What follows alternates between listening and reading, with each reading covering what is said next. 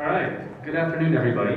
And first off, thank you very much to CITIC Telecom for inviting me here to speak with you all today in what is my first in-person event, I think, since 2019. So it's very exciting, and I guess we do have to abide by the COVID restrictions, but hopefully others are as excited about that as I am. So today, I'll be talking a little bit about the politics, policy, and business considerations for data. And that probably dovetails quite nicely with some of the other operational people you'll hear from in terms of how you can use data for your operations.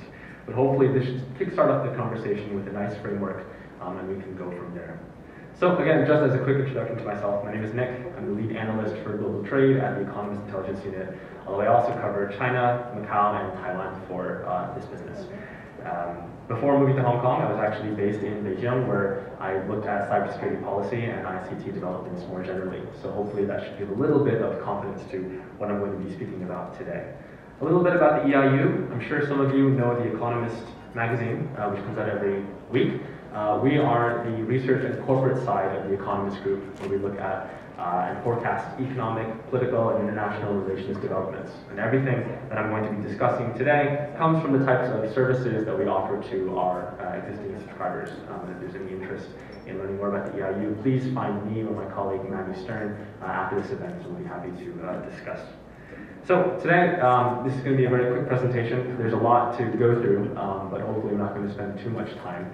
And hopefully it will give you all a nice introduction and some food for thought in terms of how we can approach data and what this means for business. But I think the best thing to do is to start off generally, broadly, to just kind of have a recap and talk about why using data-driven solutions is important for business, particularly when we talk about a 21st century business model. So why does data matter? In short, emerging technologies are new drivers of growth. And digital solutions these days are integral to multinational firms as they try and enhance their operations and enhance the services they provide in the market.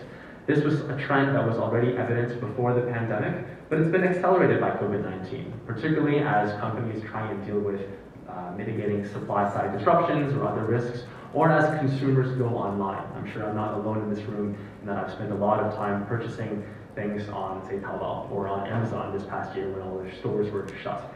That's something that I think is going to continue for the rest of the future. It's going to remain a big consideration for business. Traditional ICT is evolving, and it's not just a thing around tech providers or tech solutions operators.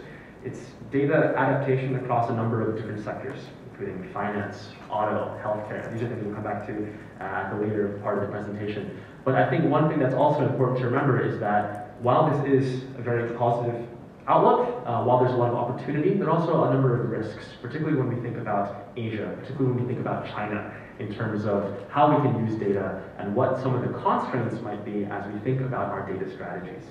And that's because technology can be controversial. Many markets, including China, but also the US, the EU, are moving to regulate data technology. And China particularly has been doing this in some way or another for years. We're starting to see a much more aggressive approach in the US, EU, and other markets in Asia as well, South Korea, Thailand, Singapore, Indonesia. Questions around data stewardship, data privacy, data usage, they're all very relevant for business sectors now in terms of the kinds of data you can collect, the kind of data you can analyze, the kind of data you can send overseas. And in some markets, like China, we're now seeing a question around the role of the state versus the role of business and private innovation. I think China is a very interesting case study because in many ways it's pioneering the approach to data governance. A lot of the standards and regulations and laws that we're seeing come out of China are influencing the rest of the global data digital framework. This is enhancing compliance burdens, particularly for multinationals who may rely on cross-border operations to optimize their data services and their data offerings in various markets.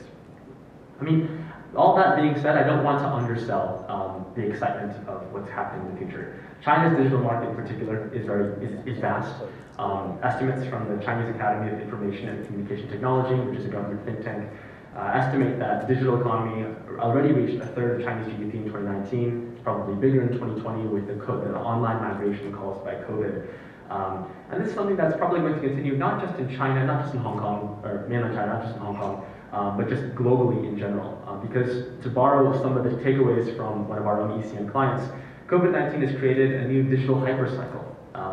People are demanding to go online, and they're demanding online functionality in ways that I think a lot of companies weren't expecting before. And so companies, both as digital users and providers, need to understand how they can leverage these trends and take advantage of these trends. At the same time, there are risks. In the mainland Chinese market, for example, Chinese companies are very entrenched, and so if you're a foreign company, that's a strategic consideration for you. Government policies across a number of different markets tend to support local innovation, particularly against multinationals. So just this morning, for example, we saw a new decision in India whereby MasterCard is no longer to issue new cards because of data regulatory requirements, and they've raised some issues around protectionism in terms of Indian companies who might be competitors to MasterCard. And this new emphasis on national security and data security is posing operational challenges for businesses in this region particularly.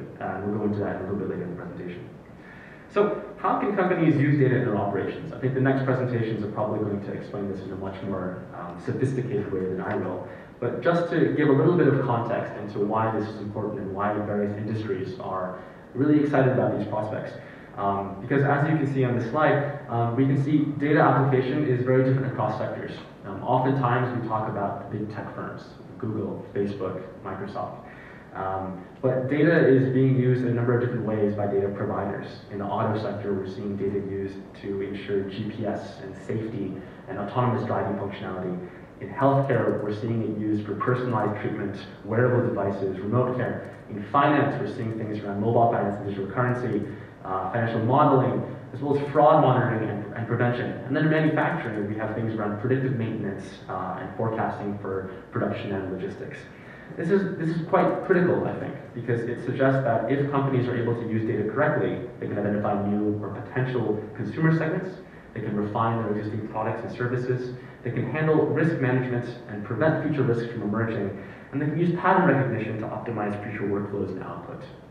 So one of the case studies that I want to emphasize that we learned from one of our members of the Economist Corporate Network, which is a C-suite level organization that we have at the EIU, is how to use data in your supply chain specifically, particularly amid this idea of supply chain agility. How do you respond quickly to shocks and events?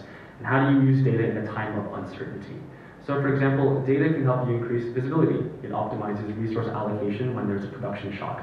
Say your factory in Indonesia has gone offline because of COVID. You need to reallocate your resources to Vietnam or mainland China. This could, in turn, help reduce errors, it can reduce wastage, it can dovetail with other costs and other considerations around reducing input costs and reducing energy intensity, meeting climate goals. It can also improve safety. It lets you, if you have the right predictive models in place based on various sensors and technology, you can use big data to monitor and predict equipment failures. That's good for the health of your workforce. It's good for identifying weak points in your production chain. And in addition to that, it might allow you to streamline some of your operations. So what this client told us is that they're able to use pattern recognition and machine learning to see which inputs they need as part of a production cycle in terms of the timeliness they need, the inventory levels, which suppliers offer the best costs, which suppliers offer the best logistics options. And because that's all automated, it allows, again, costs to be reduced and resources to be put elsewhere in ways that are more profitable for that company. The second thing is, how do you respond to new consumer demand? So I mentioned this digital hypercycle as consumers are all going online.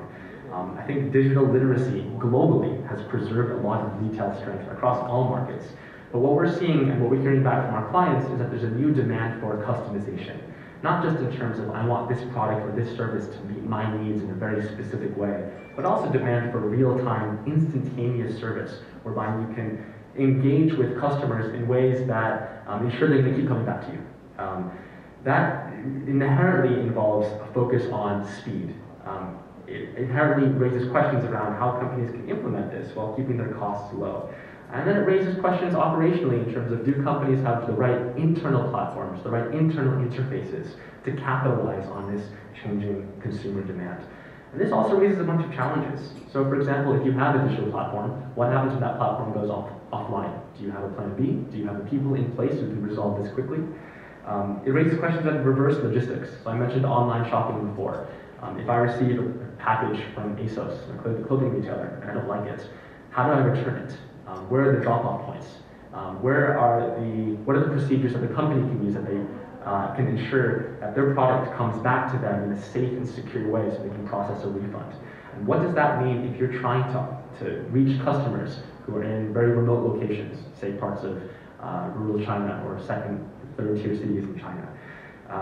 And finally, I think this raises a question around people and talent and the workforce. This is something that I think is probably relevant to everyone in this room, in the sense that all companies are thinking about digital strategies, all companies are going online, but do the people that are currently in this company, do they have the right digital literacy?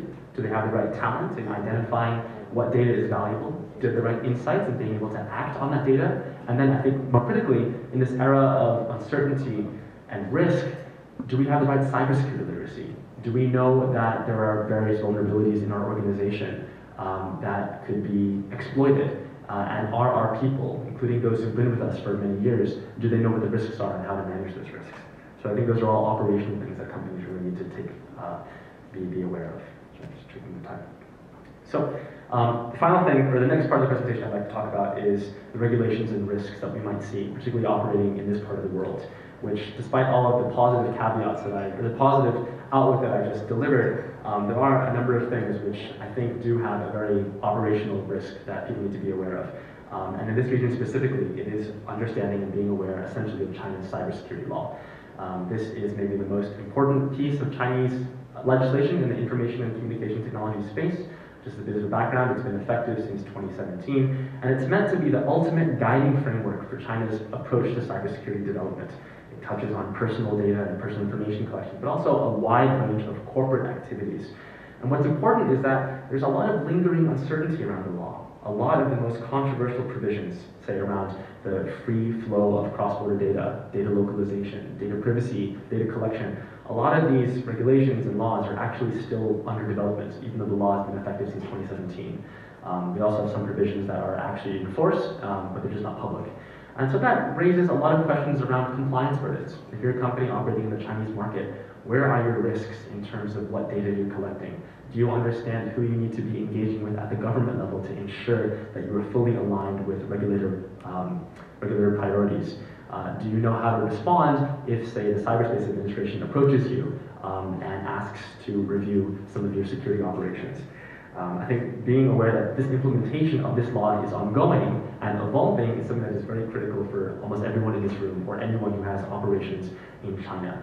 I want to emphasize that the cybersecurity law is very important, but it's only part of the picture. We're seeing a three-pillar data framework emerge in China, whereby we have the cybersecurity law at the top, as well as the data security law, which was just passed by the Standing Committee of the National People's Congress a couple weeks ago, will become effective in September, and a draft personal information protection law, which is still under debate, which might be passed actually in August, forming this triangle in terms of the main data regulations that are coming out in China.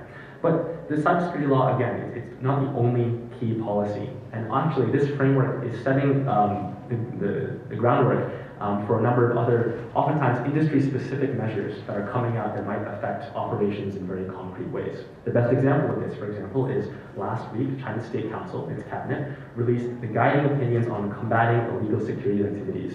This essentially was right in the context of when Didi Chuxing had to suspend its IPO.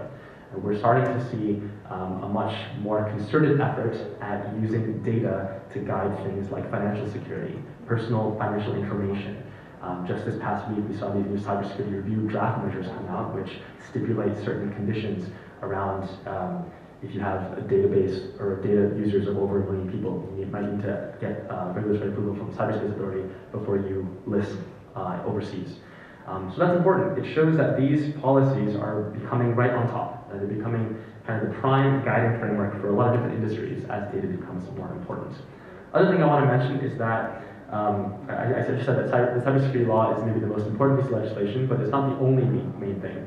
There's actually a maze of Chinese technology policies that, again, are still under development or still being reviewed. There's one called the multi-level protection system, so in Chinese is 信息安全统一保护制度, which has been very controversial and now is being refined again, which again enhances a ton of compliance burdens in terms of data usage as well as procurement policy and other aspects that really could affect multinational supply chains and multinationals, particularly if they want to take their existing global operations and localize them in the Chinese market. The point of this slide is to emphasize that for people who are interested in this area, this should involve coordination between your government affairs teams, your legal teams, your market teams, your strategy teams. The risks here and potential risks that could happen if you fall into the crosshairs of Chinese regulators could be quite big. And so ensuring that you have that internal coordination, I think, is quite useful and probably is a good risk mitigation strategy. So with time, I'm going to move to the last section, which is just considerations for businesses. And maybe hopefully this can take everything I've just said and nail it down for why this is important for everyone in this room. So why does this matter? Well, legislative developments, they carry global consequences. And ICT fragmentation, like we're seeing in China or other markets, will impede global solutions. Companies that are either ICT providers or ICT users often like to deploy a single unified solution across all their markets. I'm sure that's something that many people in this room are very familiar with. But when you have data localization and cross-border restrictions, that adds extra things around costs in terms of, do you need to build a data center in a certain market? Do you need to find the right levels of talent? Can that talent meet your international needs, even as something as fundamental as communicating with HQ in English? This restrictions on providers or procurement for users, this disrupts uniformity and it raises costs in ways that I think companies really need to be aware of. What this means for international operations as well is that it potentially reduces the space for collaboration. Of course, localization I just mentioned increased costs, but also it means that if you're trying to unify your teams, say maybe research teams based in Hong Kong with mainland, with Japan and South Korea, there might be some issues in terms of the kind of data that your mainland Chinese team might be able to export and share with those markets. It's long been an issue for companies in China, but we don't see this really easing up anytime soon. The final thing I want to mention, and again, I'm very cautious, I'm kind of being quite scary right now, and I don't want to say that there's no opportunities here. But when you look at the Chinese business environment and the perspective of foreign multinationals, you see a quite interesting nuance. So these are surveys taken from various industry associations based in Beijing. On the left, you have policies, you have a graph from the US China Business Council, which is my former employer actually. And that shaded component in that orange shows the amount of companies who are concerned about data regulatory developments in China. It's the overwhelming majority. And that's cross-sector. It's not just the ICT providers, it's the auto companies, the manufacturers, the healthcare providers, the energy companies. And on the right, you have this graph from the American Chamber of Commerce, which looks at the levels, the different types of challenges facing ICT companies in the market. And for ICT companies specifically, it's looking at the policy framework and how that is creating competitive risks, not just in terms of protectionism, what they can bring to the market, what they can sell to the market, but also a growing swath of local companies who are becoming increasingly sophisticated and might then erode their own space. And that actually might be a consideration for multinationals who are users. This growing sophistication of local Chinese companies, that's an opportunity. It means that there's a lot of options and a lot of services that are growing up in the Chinese market on its own. And that's something which I think can facilitate a lot of digital expansion and facilitate a lot of these digital promotion efforts as long as the risk outlook is understood and as long as the policy environment is protected against. And so with that, I'll bring my presentation to a close. Thank you all for your attention. Good afternoon. I'm Daniel Kwong, CIO of CITIC Telecom CPC. Actually, this is also my first time on a public speech this year, and I haven't seen you guys for a long face for a long time. Anyway, today my topic is going to talk about how to unleash your business intelligent innovation with data.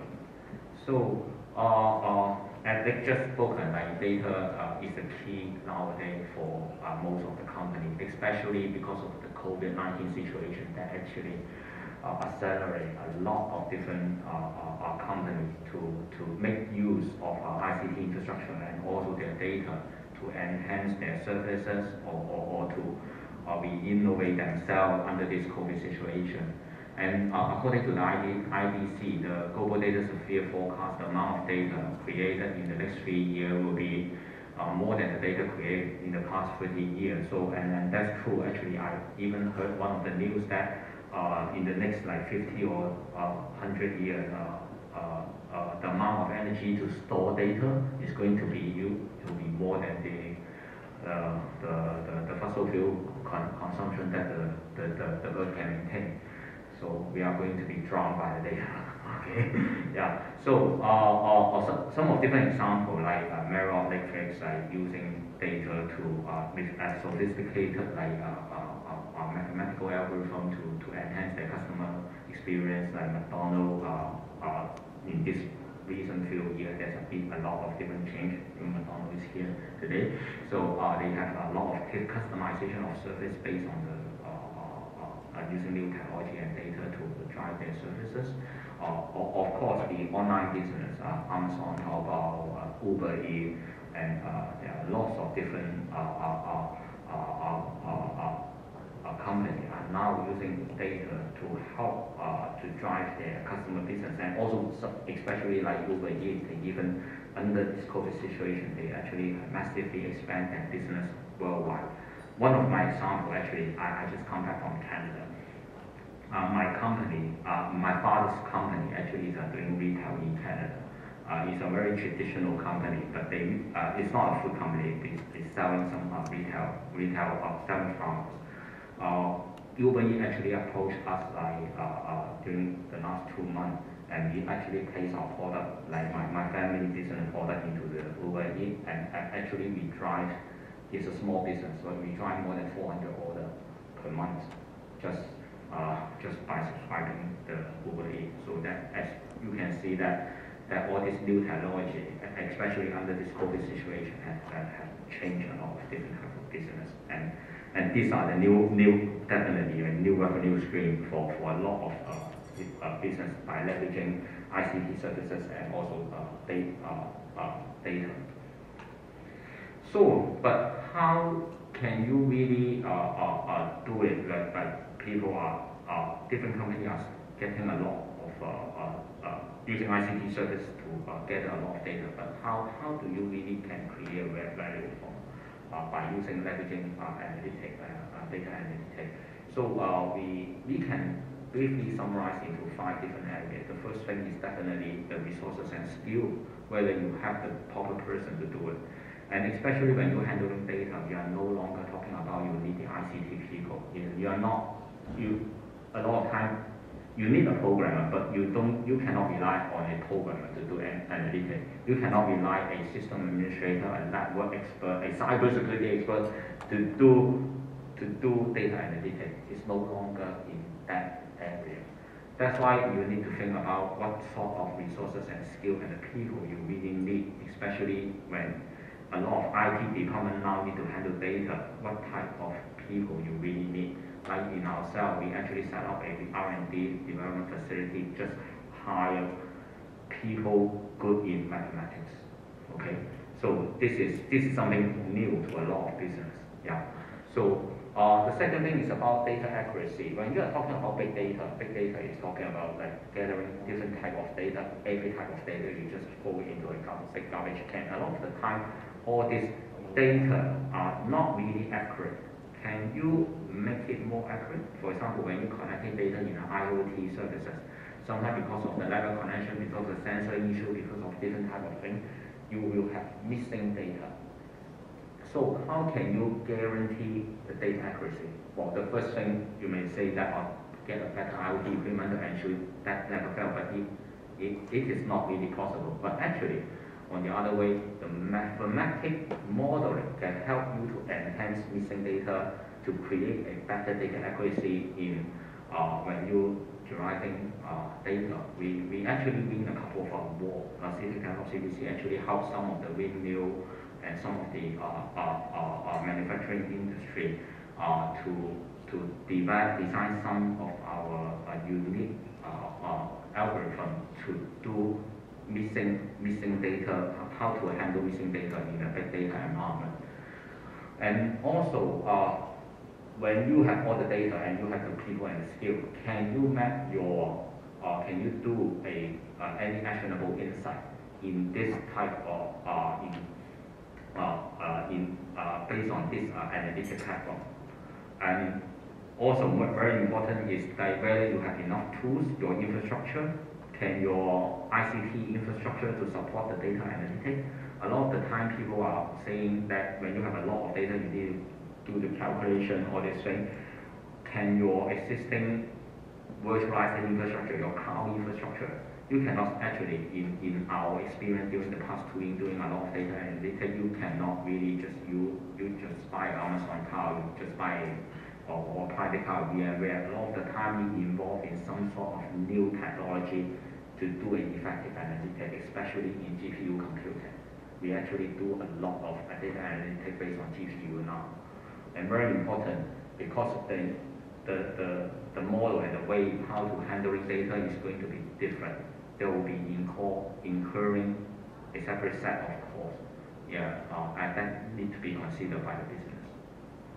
So in CITIC Telecom CPC'S this year actually announced that we have a new ICT-MIND strategy, which is trying to build a Analytic-Intelligent Model that can fit our customer real business value, rather than just we provide an ICT for them. So to go back into the data, we can see that in summary, we can see data actually have 3 states, like most people should already aware, is the data is in transit, or the data is already in use, or the data is sitting somewhere in the data center because it's outdated data. So all these 3 types of data, can we do anything to use this type of data to beat our competition and understand our customer better? Can we use the data to identify different potential opportunities and increase our return on investment? Very important. During our operation, because I'm a CIO for our company, we also do a lot of internal services. IT services, we try to use data to slide down our operation cost and time, and we have been quite successful during the past 2 years on this one. And because of you can slide down operation cost and time, a lot of time you can really make better decisions. What a lot of companies, when they are doing more of the data analysis, one of their hope is, can we use data, our existing data and the trend of the data, to forecast what is our possible future outcome? Can we do any scenario planning based on our historical record? So a smart agile way to support the data-driven business, we see that we need to have 4 important mindset on how to build a data-driven business. Very important is the business now need to seriously think about adopting artificial intelligence. Okay, it's no longer just a jargon. Like artificial intelligence really helpful in a lot of data analytics. How to connecting your business, your different area of business application, your ICT infrastructure, to build a that can really satisfy your data-driven business. How to you integrate your different organization and your data localization, just like what they just talked about, like because the governance of different world.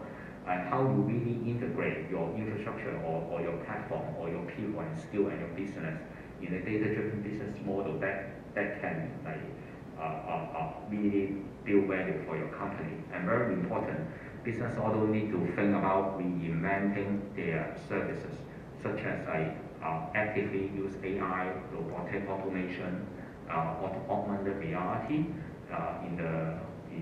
in their business scenario. One of the examples we can share in our internal services.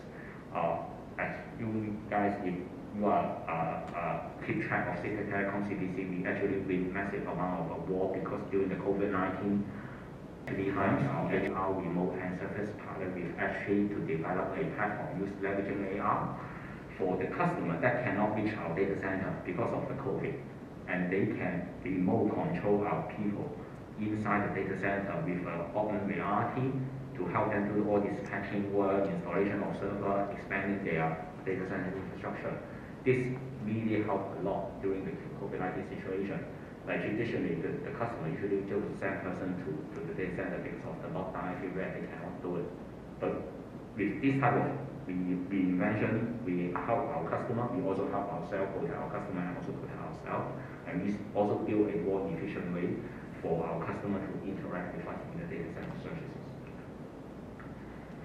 So the approach to managing, let's talk about data in transit as a whole, because when talking about analytics of data, it's going to be a very big topic. So a new approach is we need to managing your new ICT infrastructure.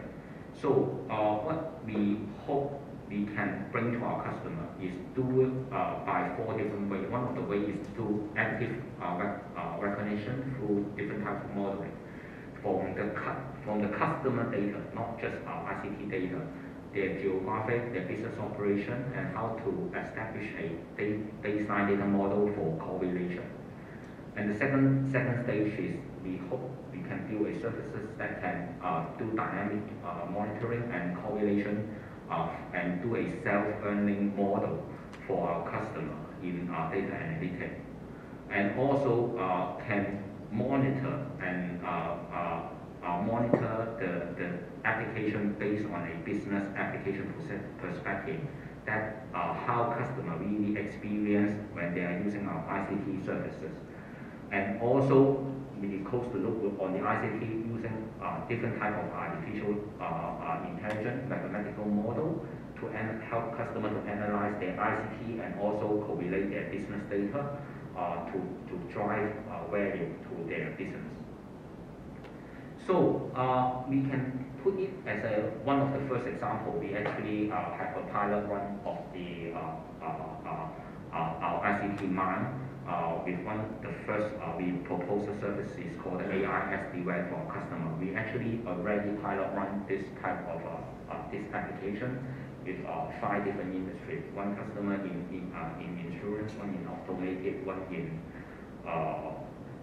in retail, one in manufacturing, and another one is in I think is in education.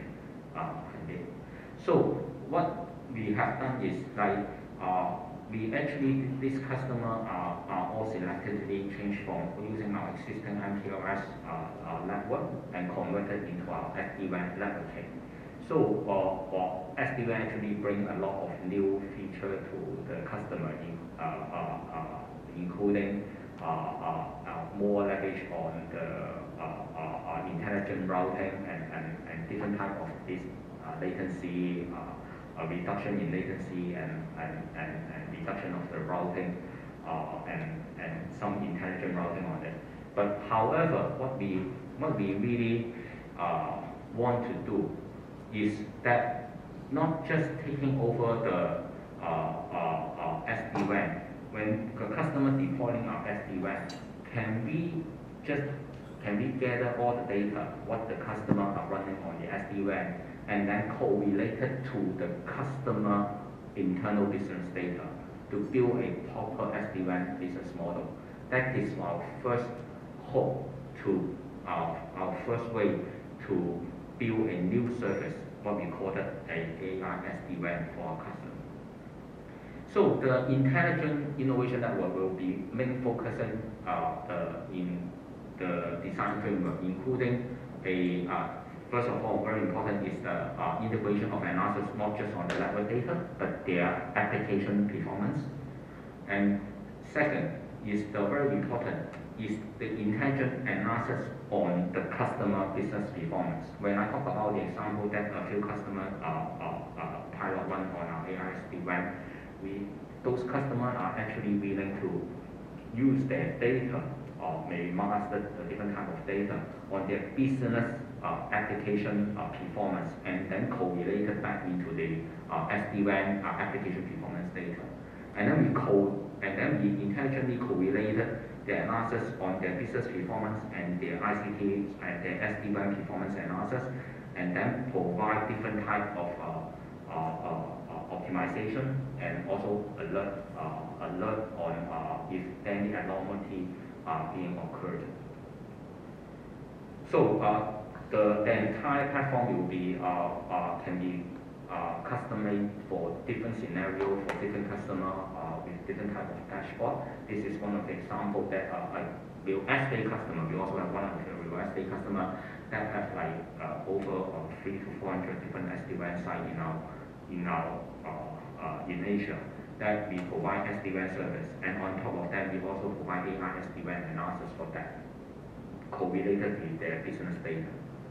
So the intelligent innovation level on the approach, the ultimate outcome is not just to see how to plan for the SD-WAN and also how to plan the data analytic of the business. It's trying to correlate the business operation and the SD-WAN analysis.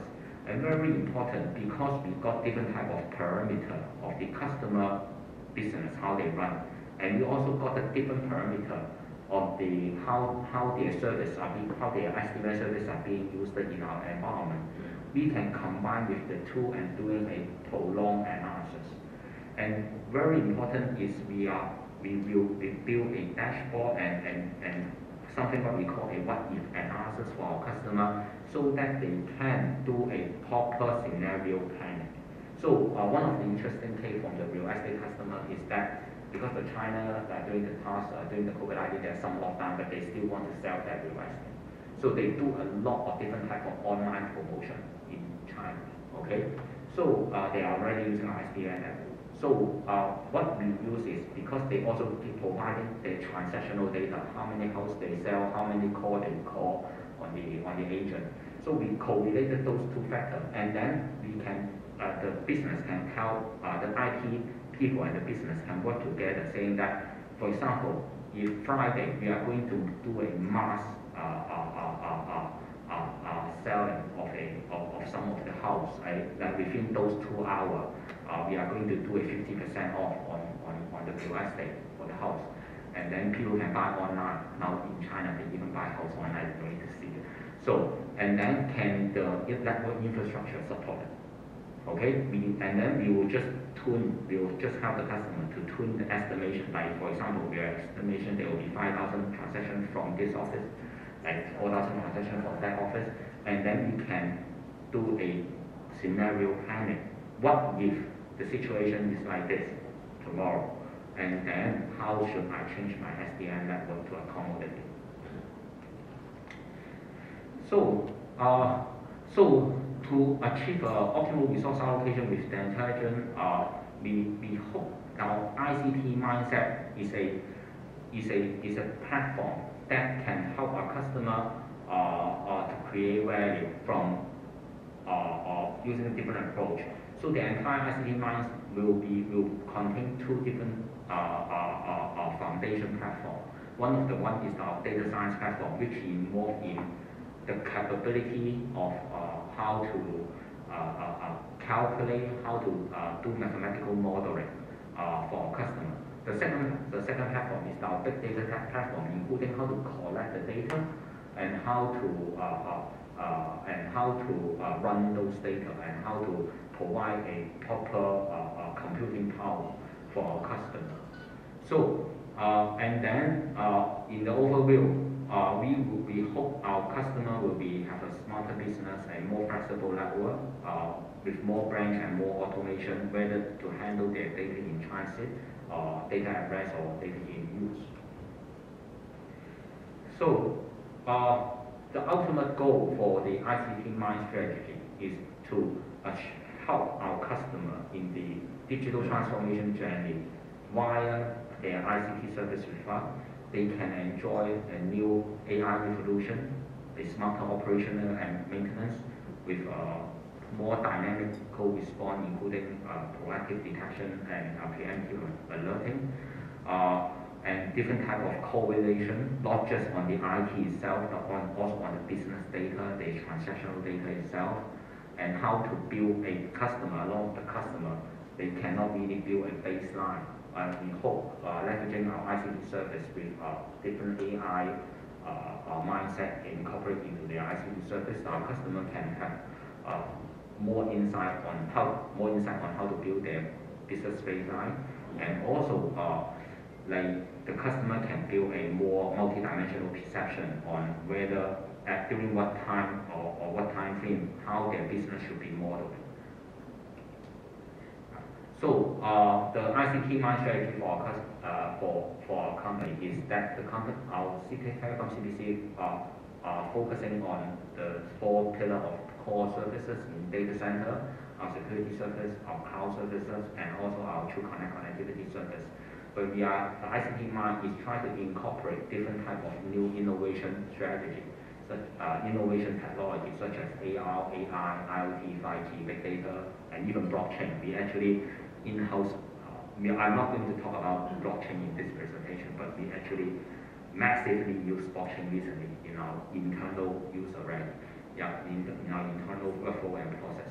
So we hope to use all this new innovative technology to empower our services, our core 4 popular services, which in turn can help our customer to build different type of more new business value. And thank you all. If you have any questions, and you can use the QR code and scan it and then ask me. Okay, thank you. Yeah. So my topic today will be AI-based threat hunting with best practice. And let me briefly introduce myself again. Today we have 2 Nick. Yeah, thanks for Nick's presentation on the Economist field, and thanks for Danny's on the ICT-MIND things. So I will, for my part, it will be about security. So let me show you a information about a threat landscape over these 2 decades. So I'm not surprised. I think everyone is not surprised that the incident number will grow up every day. And from 19th century, the first malicious threat in the world will be Melissa, Cobra, Lambda, and then up to the 2011, we have starting to have the first ransomware in the world. So it come up, the ransomware keep a very large portion in the threat number. So nowadays, I think last year, 2020, the largest threat in the world will be COVID-19. But actually, ransomware will be a very hot topic nowadays. I hope you did hear the word, but you didn't experience ransomware, because a lot of customers finding us want us to help them to cater the situation of ransomware. Maybe they're infected, and I hope today I want to share some best practice or some case study for you, so you may get some insight that something can help to build more in your network. So more information comes from our FortiGuard lab. So when you go to the internet, search FortiGuard, you can get more information. So back to last year in January, normally in the world we have reported device per day get infected in the ransomware. They got a 2,000 infected number. But in the last year, end of last year, it come up 7 times, and go up to 17K thousands infected number. So it is a really huge number, because from the calculation, every 5 seconds there will be a computer in the world get ransom, get encrypted. So there's a lot of news. Let me share you more information after that. So first cause of ransomware infection will become from the spam, phishing email, and some of them is coming from the poor practice. So keep your best practice, keep your network better hygiene to prevent from the ransomware. So today, the data, Daniel has presented about your data. All the data in your data center will be targeted from hackers. So, but not only your data center, even your data on your mobile phone will be targeted. So on the screen there is, on the right hand side there is it is a COVID log. It is a Android app in the world that if you install it accidentally on your phone, it will be your phone will be encrypted and some hacker will ransom you for a Bitcoin, for example. So it's not. I think you don't have a doubt that the ransomware get rise a lot because everyday news you heard about ransomware. But why? Why this kind of infection number will go up so rapidly? I think there is 4 key drivers here. The first one is because we have the cryptocurrency here. It's difficult to trace the hacker who get the money, so it's easy to do this kind of business. Second thing is about COVID-19. COVID-19 helps a lot of hackers because the attack surface nowadays is broad and difficult to protect. So easy to get infected for yourself or your family. So third one will be ransomware as a service. It's easy to build any kind of ransomware toolkits now because they have a service to help everyone to be a hacker. Last one is because it is actually months ago you may heard about a company called there's a pipeline company that got infected and then paid for the ransom. For me, it is really shocking news because it gives a signal to the hackers that they can really, it is really a big fish there, and they can really earn a lot of money.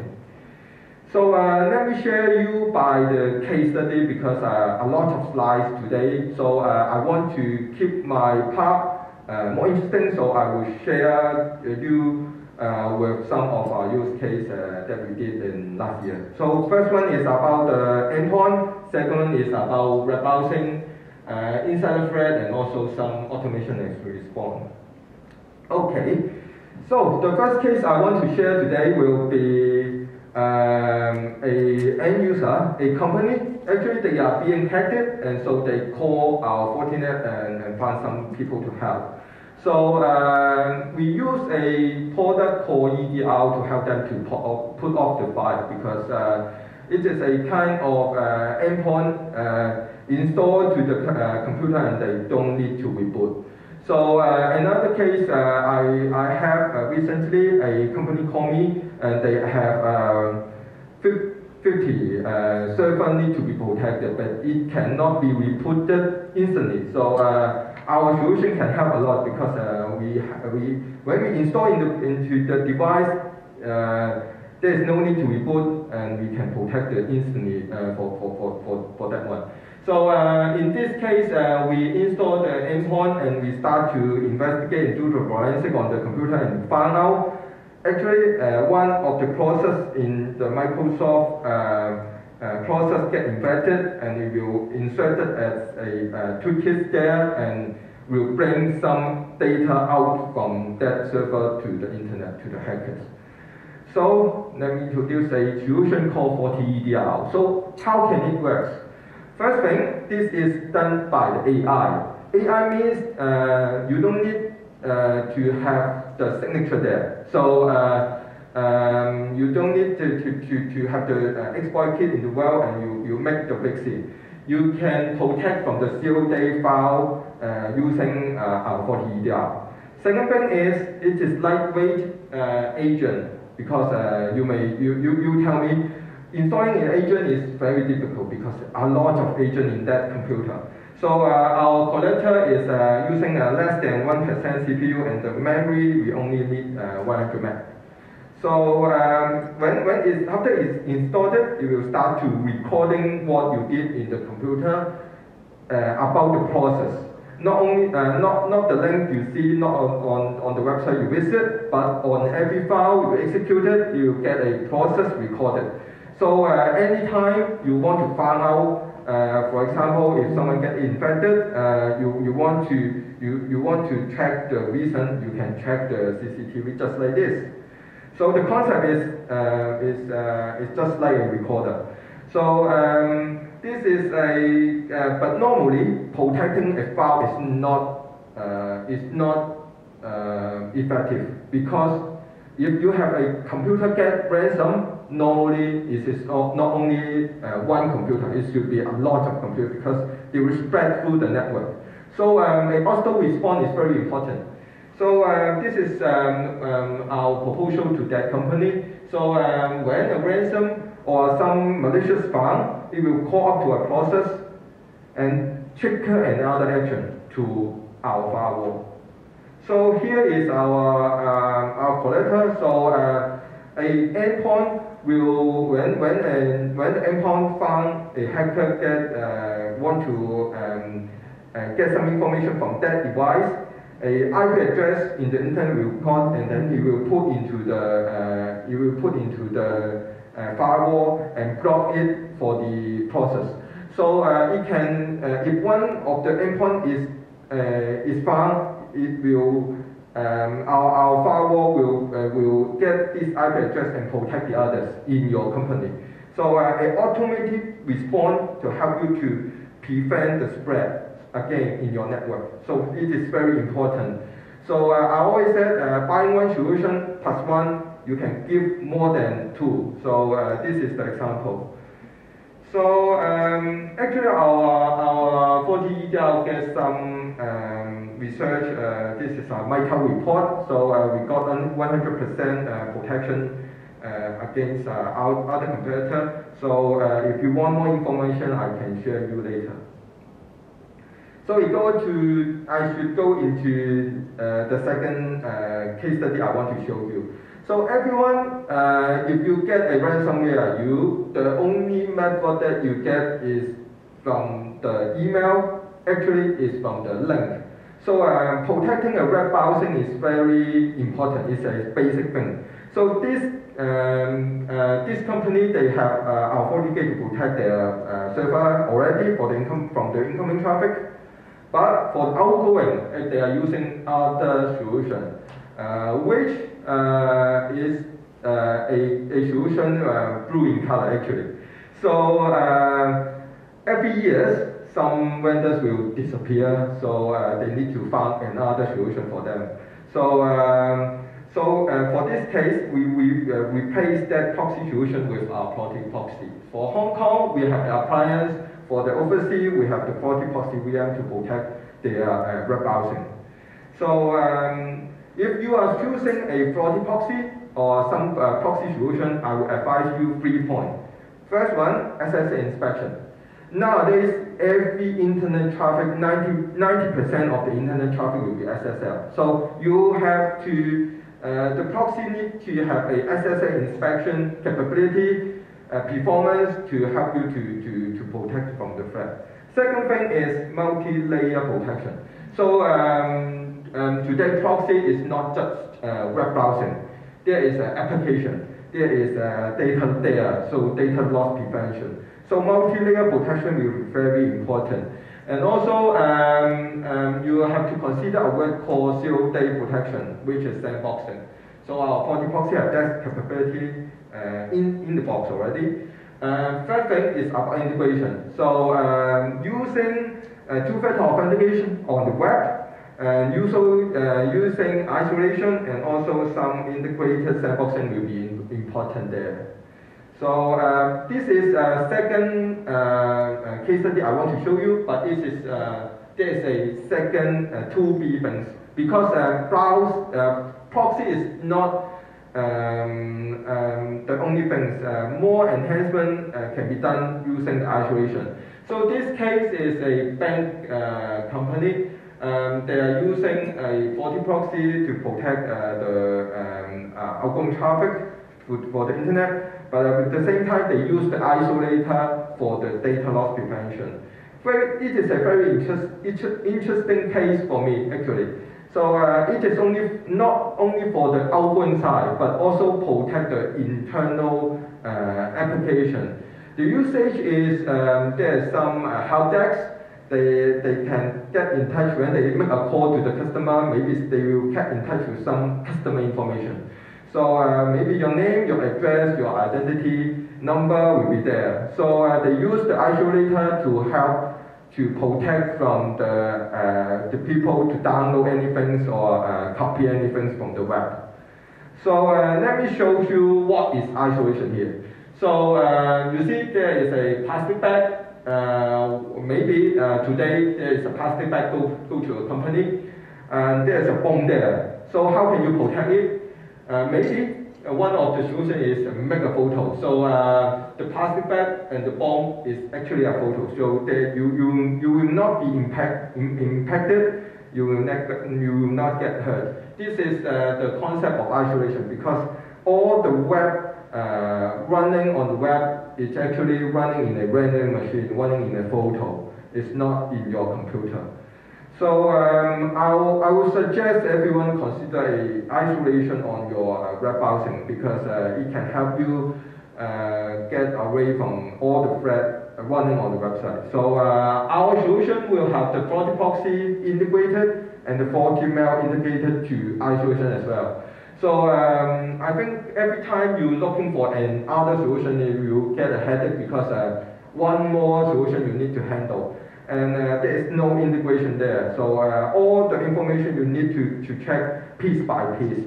But for Fortinet, we have the integration there. FortiProxy integrated with FortiIsolator, FortiGate, and FortiMail are integrated as well. So this is for the safe browsing. This is my best practice in the market. So the first thing is I would suggest you maybe a mouse trap, maybe a good solution to you. So what mouse trap is actually? So for this case, this company are going to enhance the email security with sandboxing. So COD file coming from the email, they can catch by sandboxing. So one more thing they did is using the FortiDeceptor. Actually, it is a mouse trap. So any hacker in your network can be found before they are going to attack you. So this is a case that I want to share. So if you want to use the deception technology, I would suggest you to read through some information, some research in the market first. For example, Gartner, they said deception technology is a technology that will nearly zero false positive rate. That means every alert shows you in the deception technology will be real. Why? Because we built a new IP address, we built some server that does not exist. So every mouse that comes to your network to get the trace, they will check out alert, and then they will be caught by our deceptor, and the deceptor will tell the firewall to block that hackers. So we don't wait for the hacker to stay in your network for maybe 6 months to get to be prepared to give you a ransom. But before that, we want to get earlier to catch the mouse. So the technology will build a Windows, Linux, whatever. Maybe if you have a Windows 7, if you are Windows 10, tell us, and then we will build some fake server there. And the server is there is a share folder. There has a web server there waiting for the hacker to launch the attack. Maybe an RDP. So also they can give a token to some of the computer to attract those insider threat to our deceptor to get alerted and caught. So this is FortiDeceptor. So last case study. This is about threat information enrichment. So maybe do you have any question about, for example, you have a DDoS solution, you have some network monitoring solution, but it is not integrated. So that information you have to get to the firewall is very difficult. And also some community in Hong Kong, for example, cyber hub, police force, sometimes they will give you some information. So every time you need to fit into your network, it is very time consuming. So this solution will help you. They will get all the information from the community or some you're integrated with your third party, your solution set, and then get the URL and IP address. And then they will check for you for example, go to VASTotal, go to other vendors, intelligent and check whether it is real and really need to protect it. And then they will fit into the firewalls or other IPS for you.